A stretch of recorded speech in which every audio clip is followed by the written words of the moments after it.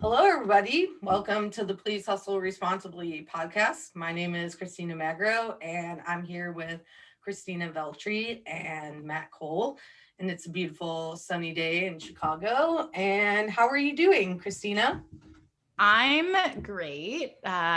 Enjoying all of this snow and sun and really looking forward to today's conversation. Matt, how you doing?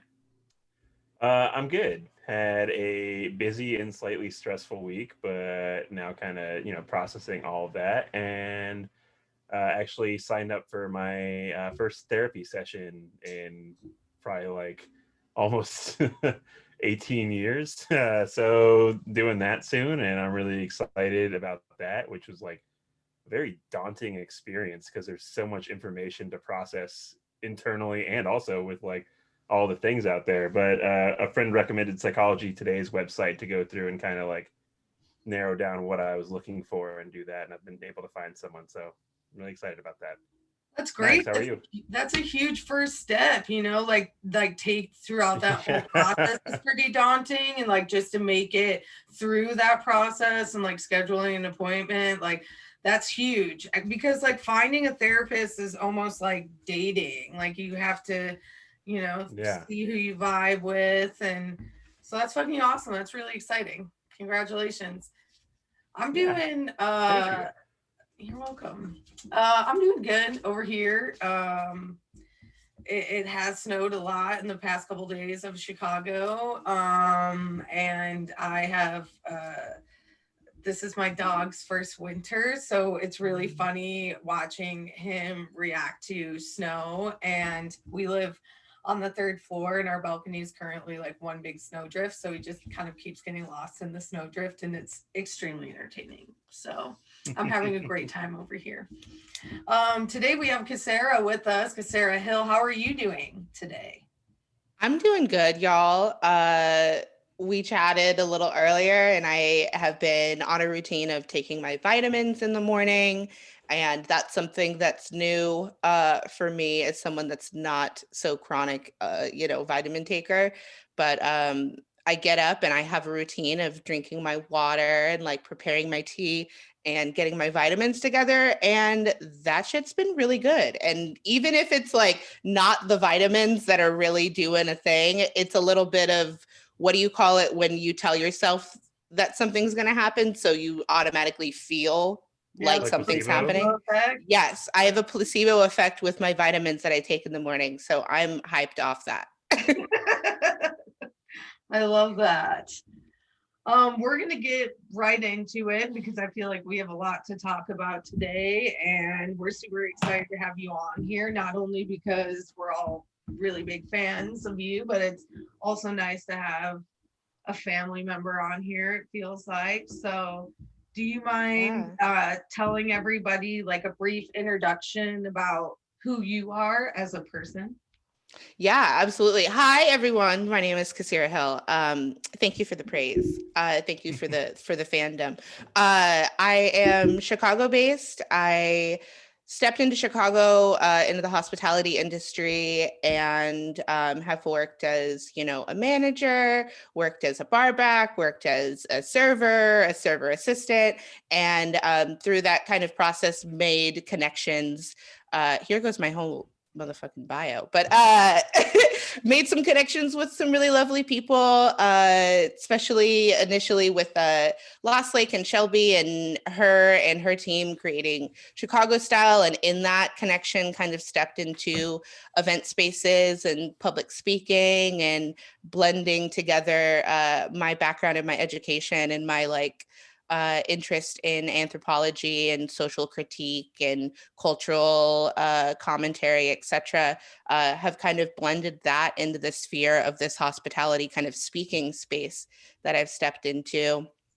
And then recently, post pandemic or during, after March, I stopped working in hospitality. I was working as a server at the time and a bartender, and, left that industry labor behind and stepped into a more creative role that I've been able to do and build from, hospitality folks, from event people, and now I'm a part-time business owner of a graphic design company. That's perfect. Yeah. So that leads me into my first question is, it feels like you've had like the transformation from hospitality with a creative side hustle, moving kind of fully into your creative career. And like, how did that transformation happen? And then do you have any advice for other people within this industry who are trying to kind of switch gears and go more into the creative realm and less into the labor side of it? Yeah. I'm going to tell you this transition, like, I think on one end of the spectrum, and I'm sure this is for a lot of people that have made this step, whether it, was from working in a hospitality space to curating to-go things or something like that, on whatever spectrum, you're doing your hustles, this transition was like, on one side, relatively effortless, because to be very candid, I feel like I have this mentality that's pretty subconscious where it's like, oh yeah, I can do that. You know what I mean? And I think that's a privilege to hold something like that, because I know that, folks struggle with being, receiving affirmations or being able to feel confident in their creative, endeavors. But on one side, like I'm saying, is I feel like I was like, yeah, I can just do this. I made some event posters in the past, especially, with I don't mean to ramble, but like, I feel like one side, hospitality people hustle and have a lot of side hustles. And more often than not, we have creative things, or we went to college for something that didn't fit in the realm of hospitality, went to college for anthropology or social studies or this or that or filmmaking or whatever, and found hospitality as a means to make money, as a means to step into that space, and might have gotten more invested. Sorry. So I feel like hospitality people have hustles. We're doing stuff. We've got a lot of different sectors or industries that we're involved in, backgrounds and education that we're in. And I think that we already have those skill sets. We already have that interest. So I just banked on a little bit of me being like, yeah, I could do that. I don't need to work, in a restaurant right now. I'm making that personal choice, and that's a privilege, but I feel like I can make a pivot. And I think that part of that.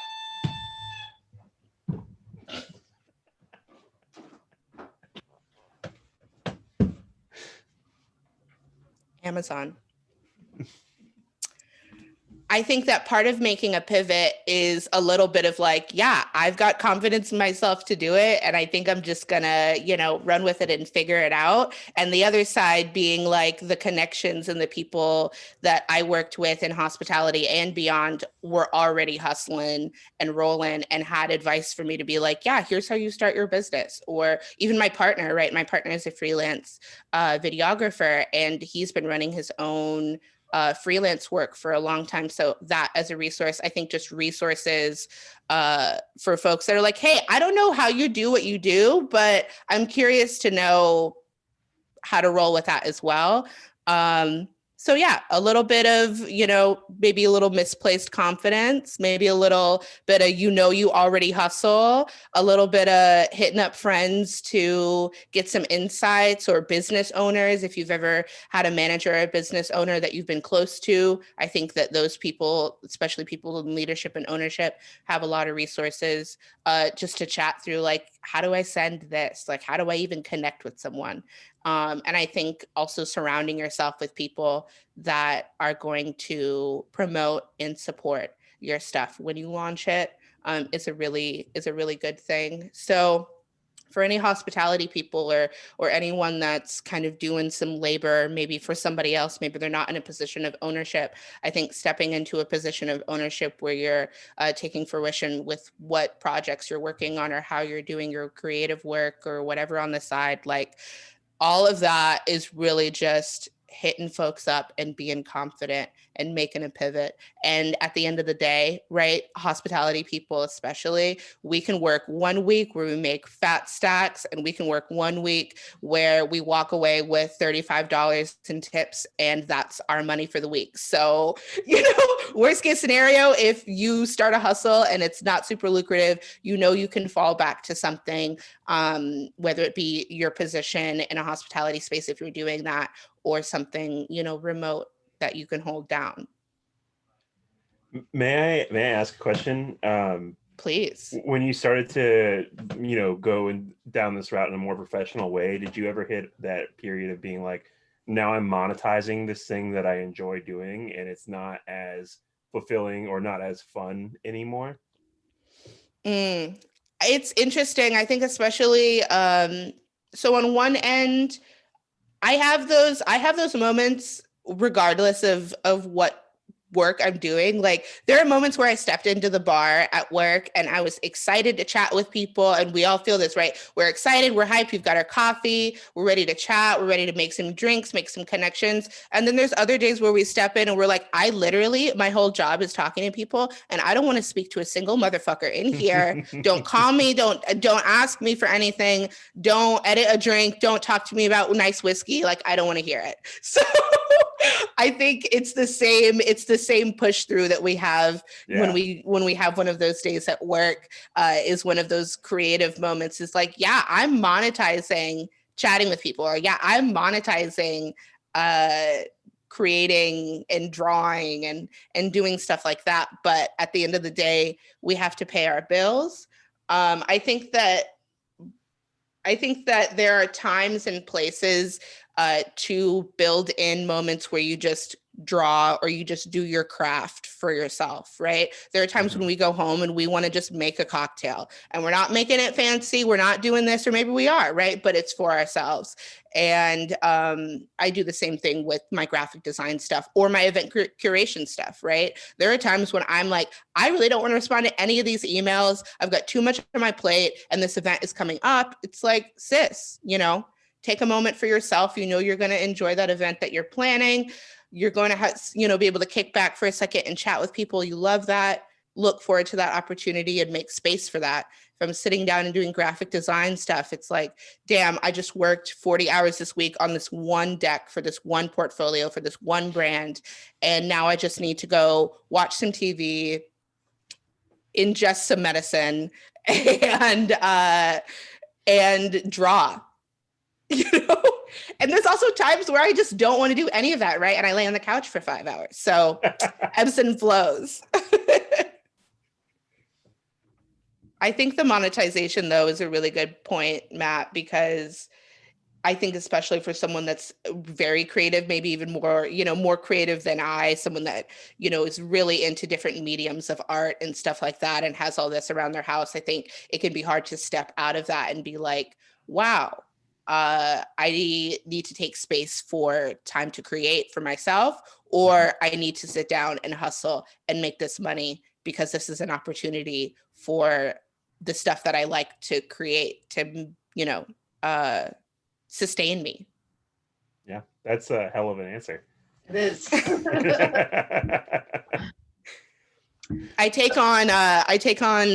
I've said it before on Anthropological, but I have a very cyclical way of talking, and my dad is the same way, so I blame it on my dad. So that's a perfect introduction, though. We would like to hear about all of the projects that you've been working on recently, the things that you've started for yourself in conjunction with other people, and how they all started. Yeah, fuck yeah. I feel like I, at this point, have maybe 6 projects on a back burner that I'm slowly just adding and mixing around with ingredients. So I have my graphic design business. It's Kisira Hill Designs, doing business as moments or creative moments on Instagram. And I'm also a part of your family, community contributor, community member, support staff, show up, engage. I appreciate y'all. And I recently joined David Moore on his platform Spill, which was the host or is the host of a podcast discussion series that me and David Moore launched this past summer. And so doing anthropological, getting together with David Moore on anthropological to discuss a mesh of anthropological theories and cultural critiques and discussions within the hospitality industry. That podcast then built a relationship with me and David, and now I'm just fully on the host platform. So yeah, I've got anthropological podcast going on where we talk about dorky anthropological theories and how they relate to hospitality topics or just general food and beverage topics as well. Part of Spill, which is that larger platform, that host of Anthropological, where we're kind of functioning as a media host for articles and other creative stuff that people want to do in the hospitality industry, essentially kind of breaking through, like, you don't need to be a professional writer. You don't need to have an elite publication, post your stuff. We're happy to host and promote any works that people are doing because, again, right, always with the hospitality people have a lot of hustles. We've got a lot of creative outlets, and Spill is kind of that host for all of that. That's what we're looking to do. And there's a lot of stuff happening on Spill, like through Q2 onward that we can chat about, but that's off in the wind. And then, like I said, support staff and Radical Exchange. I'm a Resistant Served board member, just kind of casually putting in some of my input from curating the event, the Resistant Served event with Ashton for the past couple of years. So just adding my sense into that event series. And yeah, I don't think I've forgotten anything. I think that's it. Oh, I think you did. I think that's it. Yeah, just super casual. No big deal. I want to focus on the anthropological series really quickly. And how did that whole mindset come to fruition? Like, how did that start? Yeah. What was the idea for that? Are you just like, this is something that I care about? These are where two of my worlds collide, or? Yeah, I think it's definitely anthropological as a discussion series, definitely birthed initially out of me, because I am on this very gradual and long dynamic relationship with whether or not I'm going to get a PhD. And I was thinking about supplementary projects that I can do to kind of showcase my interest in evolutionary theory, my interest in anthropology, my continued interest, but also, trying to lend to why, or, in applications, they want to know what you've done, right? So what have I been doing in the hospitality industry for 5 years after getting my other degree, right? And so I was like, let's think about ways that I can critically bring anthropological theory and evolutionary theory into my daily life, whether that be through readings and blah, blah, blah, with the work that I've been doing in hospitality. How can I blend those things together? And also, if I do end up applying, which is still in the air, I'll have this, collection of work that lends to a little bit of padding for the CV, a little bit of application padding. You know what I'm saying? So that was the initial thought. What on my end? What has been your favorite breakdown on that series so far? I think my favorite episodes are always the ones that I get to kind of blab on a little bit longer at the beginning about some interesting evolutionary theory. And I think that my favorite is probably the episode that we had with Chris Scott, where we talked about Chef Chris Scott, where we talked about food culture and communication. And I thought that one was really interesting because I was able to offer some theories to why and how it's important for humans and our ancestors to connect and communicate culture through food. Not to get into the whole thing, but I find it just so fucking interesting that human beings, Homo sapiens, and our ancient ancestors, right? And a few other animals on the planet, some dolphins, some apes, etc., the super intelligent animals, that culture is a part of our evolutionary theory. Right? We're taught evolutionary theory, like, we need to reproduce, we need to survive, we need to make sure that we get food. And those are the main factors into what moves our evolution along. And I just find it so goddamn interesting that for a select few of really intelligent animals, including ourselves on this planet, that culture and communication are a major factor in how we evolve. So I think any conversations where we get to talk about food and culture and really tie that back to how, when, and where that actually made sense for us to evolve that way is my favorite shit, because I'm a dork for it. No, I was just like, okay, I'm gonna be listening to that.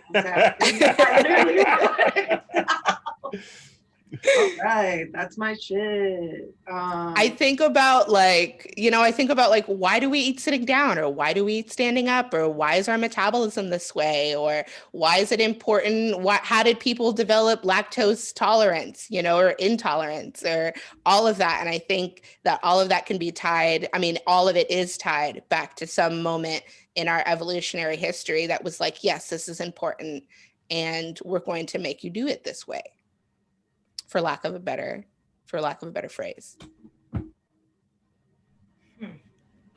Me being lactose intolerant, I'm like, I would like to figure that out. Being a lactose intolerant Italian is never fun. It's probably because you have a lot of DNA from folks that were pastoralists, that were goat or like non-cattle pastoralists, because the lactose level in that kind of dairy is way lower than cattle. And folks that were herding cattle from 17,000 years ago have a tolerance for that, and folks that were not herding that kind of an animal, way lower tolerance, because there's way less lactose in sheep and goat. There. Damn. I've given you the diagnosis. You've been diagnosed. Thank you, doctor. So I want to go back to something you said before this question. And you were talking about spill and how you have a lot of things, coming down the pipeline, especially after Q2. What are some of those things that you have coming down the pipeline? Can you talk about them? Yes. So again, I feel like my theme is like master of none, Renaissance man, of a Renaissance person of a lot of trades, and with spill, not so dissimilar to, my kind of action with anthropological, blending anthropology, blending my ability to yammer and chat on, and hospitality conversations, spill, and what we have going on for Q2 and moving forward beyond launching Anthropological. One thing is creating a digital spread, like a news spread, digital magazine, editorial, etc., blending my experience and my kind of passion for, building decks now, just large PDF documents, and some art and some articles not written by me because I'm nearly illiterate and cannot write. And so piecing together articles by folks and some graphic design elements and some artworks and all of that lovely editorial stuff that we'll put together into like a quarterly spread that we'll send out to our subscribers. So folks can subscribe to it the first time around. The first edition is going to be free. And then whether it be a subscription for the rest of the year or one-time purchases moving forward, we'll be generating some income for Spill so that we can pay some of our guests and contributors with the proceeds from the PDF spread. That's awesome. We don't have a cute name for it yet, so I just keep on calling it by its technical term. Hey,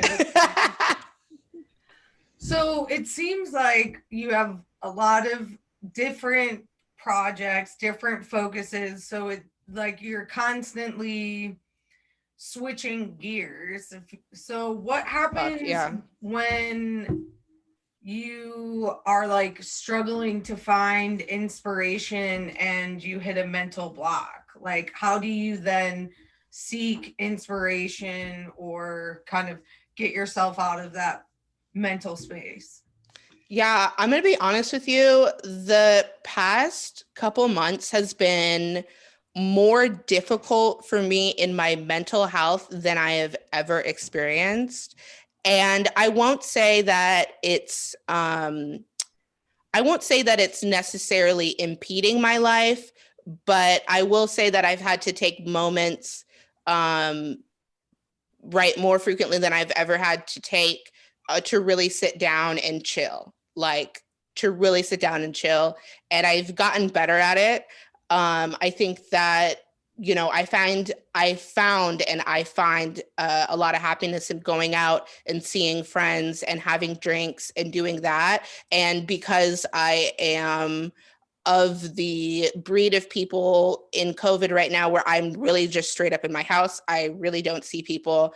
I'm really back before I took a break from drinking in January, I was like getting to go cocktails, you know what I mean? Minding my business in my home. So a lot of that source of happiness and a lot of that reprieve that I might take when I have a creative block by going out and kicking it. And even in the summertime, maybe just being in the park has really been kind of removed from my daily routine.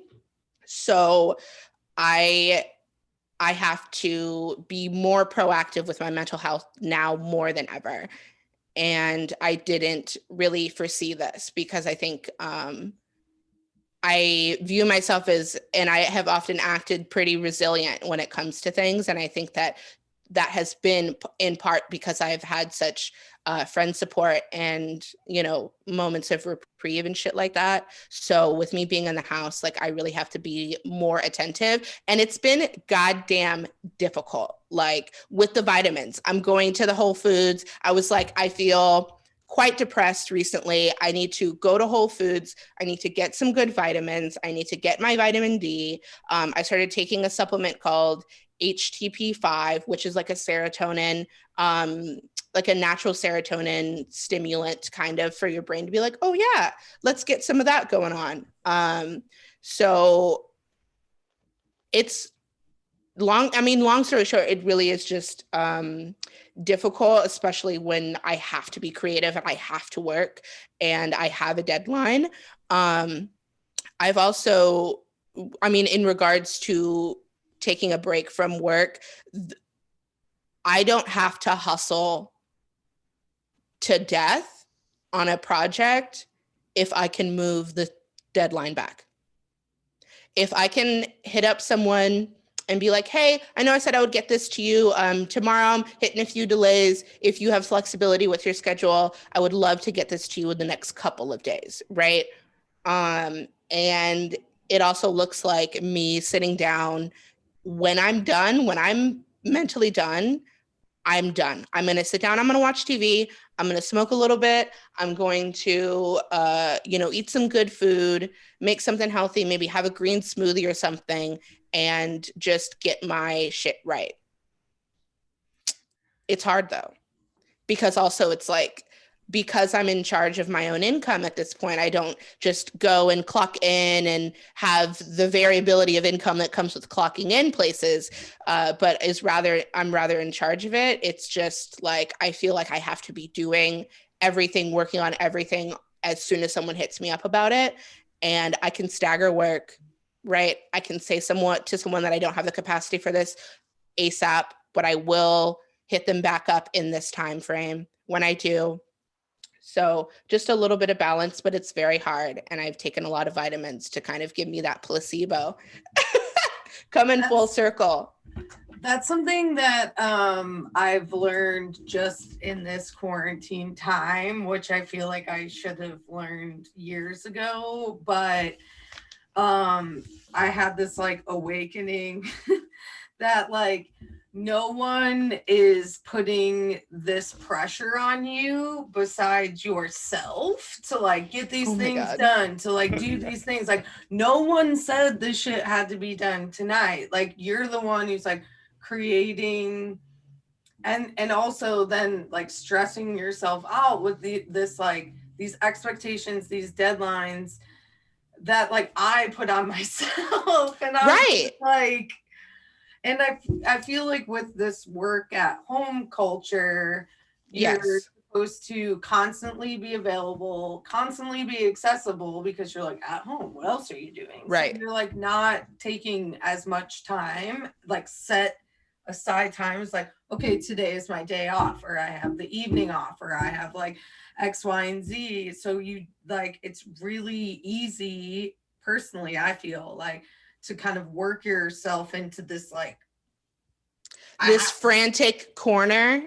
Like there are deadlines that we need to meet, right? Like I need to do this work by this person's timeline, and that's totally lit. You know what I mean? If you need to set yourself up, like if I need to set myself up at my desk, get all the things that I need, I'm going to, take a little shot of some kava. I'm going to sit down with my tea and I'm going to get this work done, but I'm allowed to stand up and take a break. I'm allowed to go eat some dinner and watch some TV and sit down for an hour and chill, or 2 hours and chill.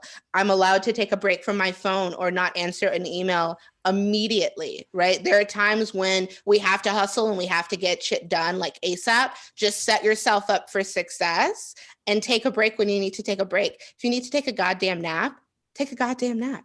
They say like a 20-minute, 30-minute nap. If you need a full 90 minutes for a reset, push it out. You know what I mean? But it's hard to tell yourself that. It's very hard for myself to, enact that in my daily if I'm not literally having a conversation with myself like, hey, bitch, it's time to go drink some tea and eat some food. It's 5:00. You know what I'm saying? There are corporate people out here in the world. There are legislative motherfuckers out here that get paid hundreds of thousands of dollars a year, and they don't even answer their email. They don't even answer their phones. They don't pass no bills. They don't got nothing going on. They have a long weekend. Corporate leaders are taking breaks and getting bonuses. It's like, well, I'm trying to take a break and get a bonus.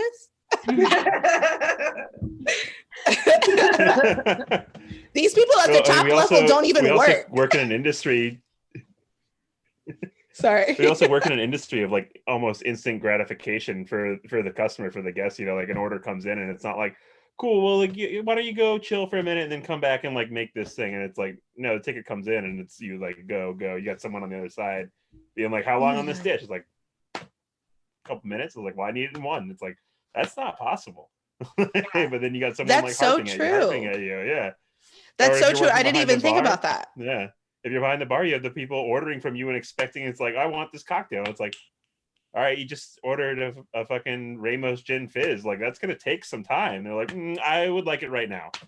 Like, my friends got beers and I want my cocktail with it right now. They stare at you and watch you and they want this like instant thing. And I think that's really interesting what you say, because I didn't think about that. Maybe that's the tea. Maybe any hospitality person that's listening to this and is like, I want to do a side hustle, or I want to start, a business. I don't want to work in a business that I don't own right now. I want to try to make that shift. Maybe it's the real tea, honey. Like, us hospitality people need to look at ourselves and be like, this is not a ticket that just came in. This is not, you know what I mean, a send back that we need to fix and get out to someone ASAP. Like, these are emails. Right. These are straight up emails. So yeah, I think taking the time, it's easy to sit here because I'm not saying anything new, but like taking the time and being like, what the F do I need right now? That's not this. Is it a cup of tea? Is it 3 hours away from this work and coming back to it?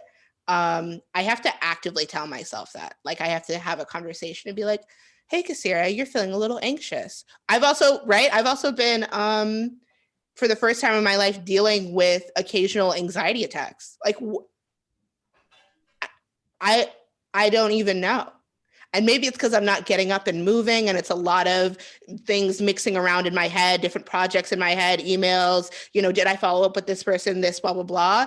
And less of a, okay, I need to go get this, run it over there, pick up that, grab the bus spin, okay, blah, blah, blah. It's less mechanical and more very like existential. So I think that my existential anxiety attacks have also really prompted me to be like, what do I need? What do I need right now? Think you touched on it earlier. Like a lot of folks don't have the coping mechanisms and like valves to like alleviate the pressure that they did a year ago or before. So I feel like when you would get done with the shift, even like the camaraderie of like being involved in a shift, and then like you get done, you go have a cocktail, you get to like blow off that steam, or maybe you ride your bike home, or like you take you drive home. You have like time to kind of like decompress, shift gears, and be like, okay, I'm now done working.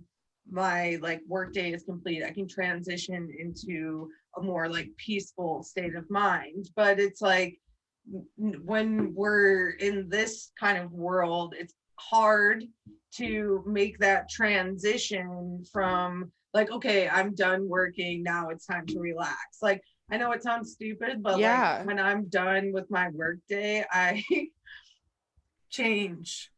Like I change my clothes and I'm like, okay, I'm done. Like it's just like a physical, like, okay, comfy mode is on. I can go like sit on the couch. My work day is complete.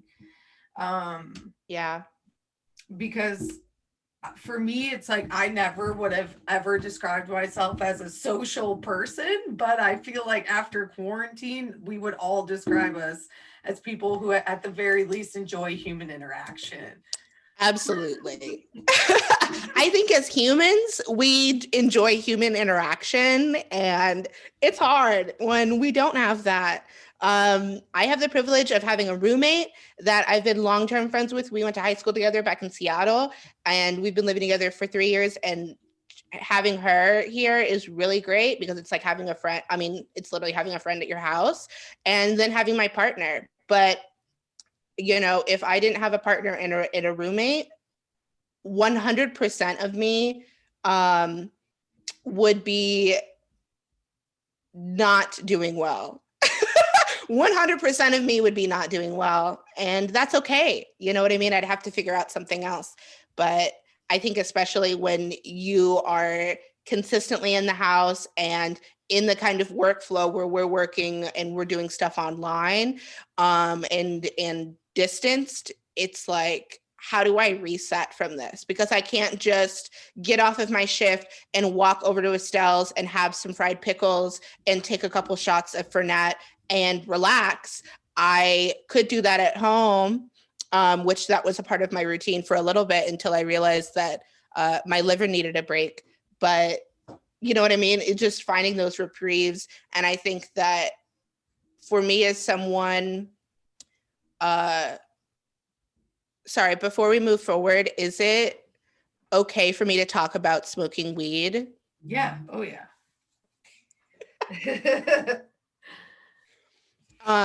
Yeah, I think as we all find our coping mechanisms, and I think coping mechanisms for me is a little bit of leniency and a little bit of discipline, right? Like I sometimes need to tell myself, it's time to do the dishes, it's time to take a shower, it's time to go to the gym, or time to like be a little active, you know what I mean? And even though I don't want to do it, I know that it's going to make me feel better after. Or maybe, you know what I mean, like you're saying, it's changing or kind of doing a hard reset. I might shut my computer and literally not even look at it for the rest of the evening or something, just so that I don't pick up and do more work. Yeah, that's great advice.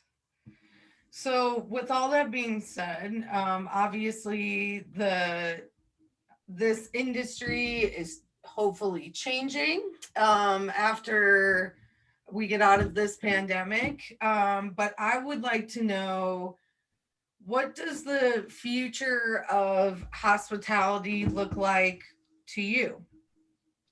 You know, I went somewhere to eat. It wasn't this past Sunday, but the previous Sunday before the snowstorm. I went somewhere to eat. It was Talk Korea on Western. Mm-hmm. And I went in there and I ordered some dank kind of Mexican, Korean fusion food, and they had really good veggie protein substitutes in there. So I rolled up in the restaurant to pick up my to-go order, and they had their homeboy at the front doing the online delivery, checking the bags and stuff. On the left side of the restaurant was this super dope mural and a full wall of pantry items and non-perishables, and then a refrigerator inside. Yeah. Right. And I'm really here for, and there's other examples of bars and restaurants that are doing something similar, but I'm really here for hospitality looking like a full community space. I'm really looking for small restaurants and businesses that are, one-off ownership to really engage and offer things for the community and being a community space, whether that be a community refrigerator or a food drop-off or a reliable place to drop off any donation items. Maybe they make runs on a certain day. They're activating and doing and hosting pop-ups for other non-brick and mortar business owners that want to sell stuff out the window or what have you. And I'm looking for hospitality, right? That's small businesses.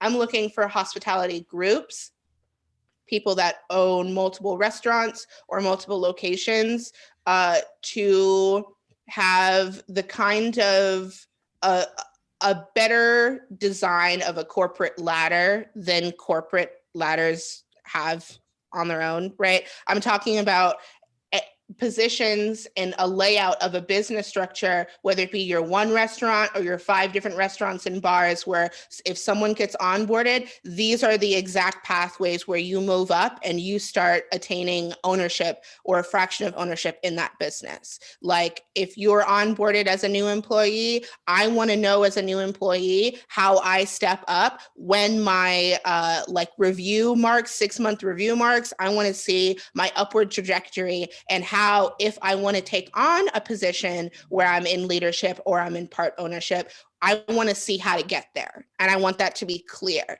because they have that on the back end at restaurant, groups with people in the office and stuff. I want to see that for people on the floor. Absolutely. I think the hospitality industry as a whole, from the smaller end of the spectrum, really heavily community involved, really a community space. And then on the larger, more corporate end, I really want to see people have an upward trajectory in that business that's very clearly outlined, very accountable. And if I do want to learn about owning a restaurant or do want to learn about being in a corporate space on the hospitality end, then those positions are available and those trainings are available. We align with that. You're like, yes. Mm-hmm. About this like every week, but I don't understand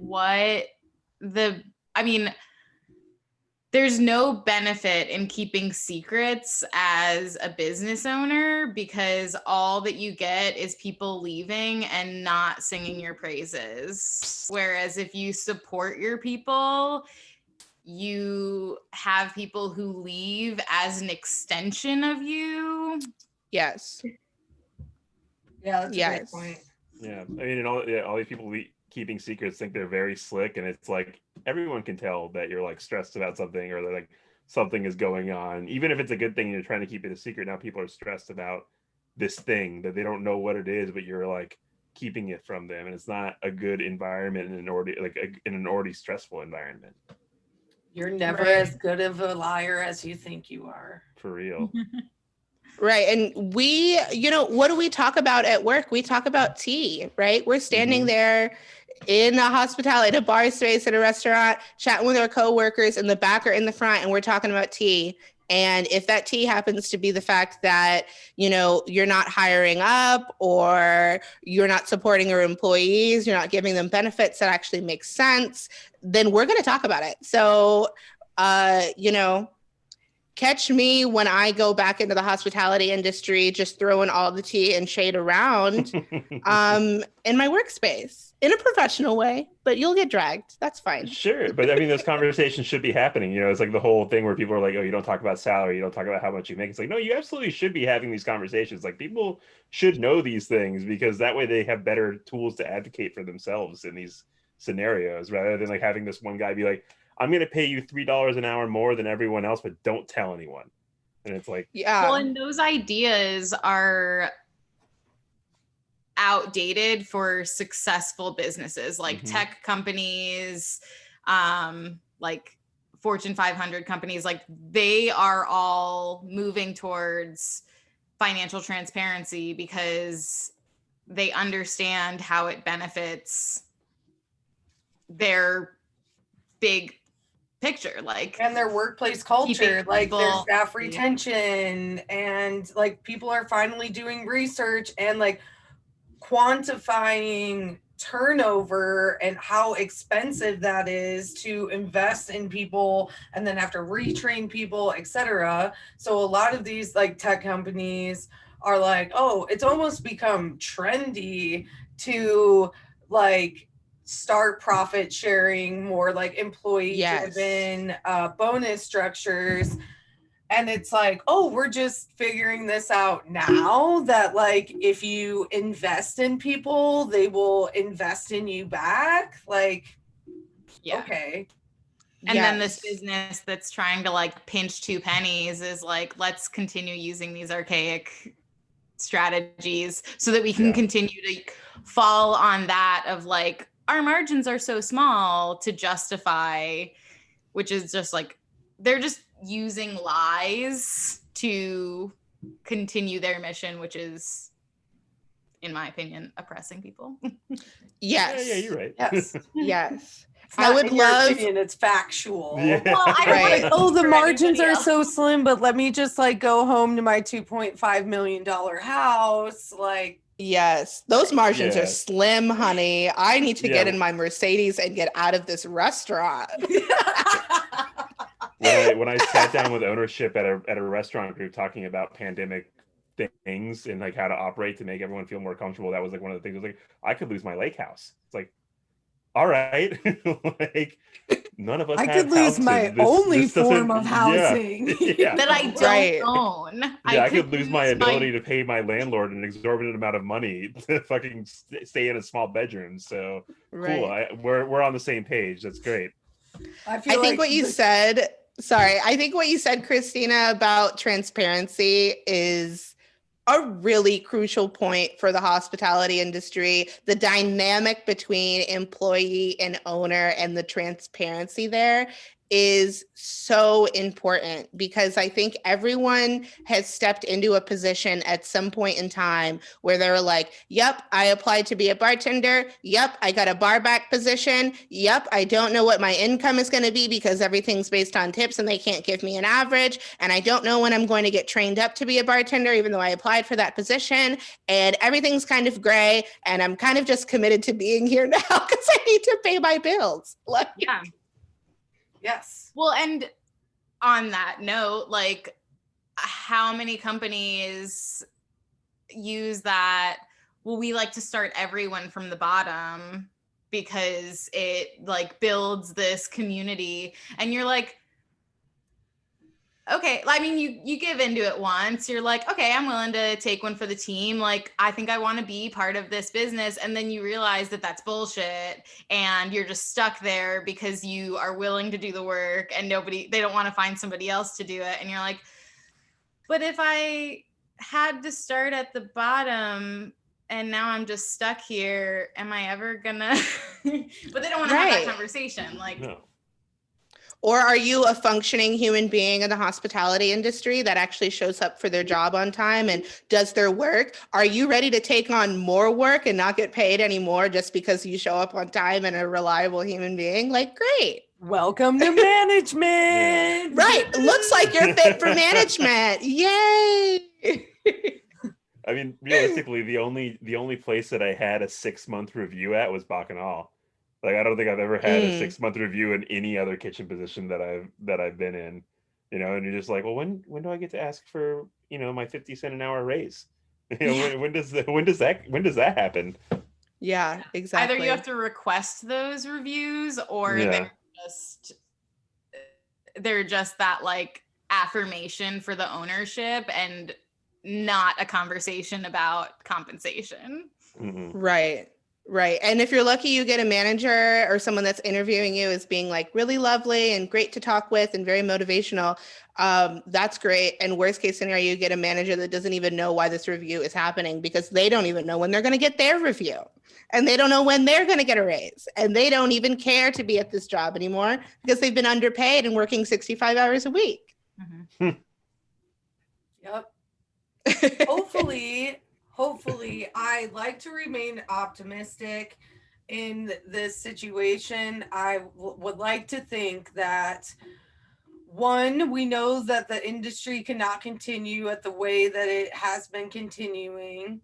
So I hope from a position of ownership, management, and leadership that these folks specifically take on the challenge of redirecting the ship here and writing how the industry should move forward from this point on. I feel like it shouldn't fall onto the laborers who are like their livelihoods are contingent on this industry. But I feel like I like to remain optimistic, but I would also like to hope that as like a workforce that we hold our leadership more accountable and we refuse to accept the conditions of which we used to in the past, and we hold them accountable and we expect more from them. Because if we all go running back and accepting the way that things were before, we will not move forward. This industry will not move forward. And then there'll be the same 5% getting the majority of the pie while the rest of us continue to work in a broken system. Absolutely, 1,100%. And if you don't want to participate in that system and you want to step outside and make your own business, hustle it, rock it out, you know, take breaks, hit up your friends that also own businesses and be like, fuck this, I'm going to start selling my own syrups, or I'm going to start selling my own cocktails, or I'm going to start a graphic design business, or I'm going to start event curations and host podcasts. Like, rock it out, honey. And even when you don't need to do it if you don't want to do it. Right. Like, yeah. even if you think you're stuck, you're not. Just think about the things that like bring you joy and how you can do that more often. And if you want to monetize it. Yes. And if you you don't have to. Right. then hopefully it just is a source of peace and it brings you joy. But on that note, I have one final question for you. What does the future look like for you? Oh, snap. Okay, the future looks like for me on a mental and physical level. I am able to work out a couple days a week. I'm able to take my vitamins and eat good and healthy vegetables and get my fiber and take care of my skin. And sometimes get organic foods that are available and around and in season. I think, on a work level, the first 6 months of this year are going to be in part me working on side projects, you know what I mean? Like being a part of community groups and organizations and Spill and everything like that, and working in that outlet creatively. And and hopefully building some revenue, with and for, so that those orgs can continue to function and pay people and do all of that.